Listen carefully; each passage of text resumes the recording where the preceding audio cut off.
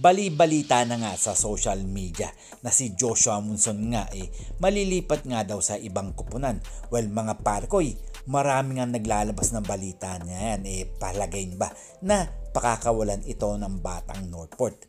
Well, si Joshua Monson nga napabalita na nga pwedeng malipat nga daw ito sa Barangay Ginebra o sa San Miguel Birman o sa Magnolia Hotshots dahil nga nangangailangan nga sila na katulad nga ni Joshua Monson.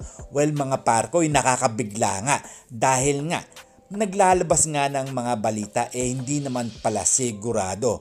Well, sa mga lumalabas ngang mga rumor dyan posible nga malipat nga ito sa SMB o sa Magnolia Hotshots dahil nga si Joshua Monson nga talagang makakatulong ito sa kanilang koponan. Well, dumako naman tayo dito sa Barangay Ginebra. Ang Ginebra nga kumukuha nga ng mga panibagong player na makakatulong sa kanilang koponan. May mga naglabas ng balita na si Jackson Corpus nga daw posibleng malipat nga sa Barangay Ginebra o tawagin natin na Jeans King. Well, kayong mga parkoy, posible kaya si Jackson mapupunta sa Barangay Ginebra o pwedeng mangyari sa team trade?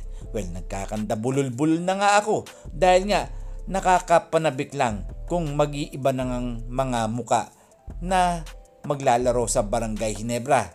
Well, alam naman natin na si Sydney Onweberry ang pwedeng pumalit dyan na talagang kakailanganin ng ibang koponan.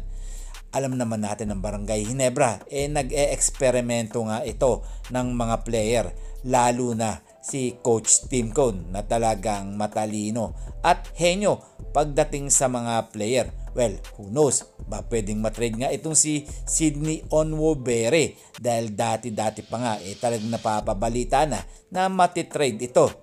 Well mga parkoy, etong ang si LA Tinore posible nang makapaglaro ngayong season na to dahil alam naman natin na talagang free cancer na nga siya at gumaling na nga daw ito ayon kay Coach Tim Cone. Well, magandang balita nga yan at maganda sa pandinig ng mga fans ng Barangay Ginebra. Kayo mga parkoy, ano ang inyong masasabi dito? Posible kayang makapaglaro na si LA Tenorio sa Barangay Ginebra ngayong darating na season?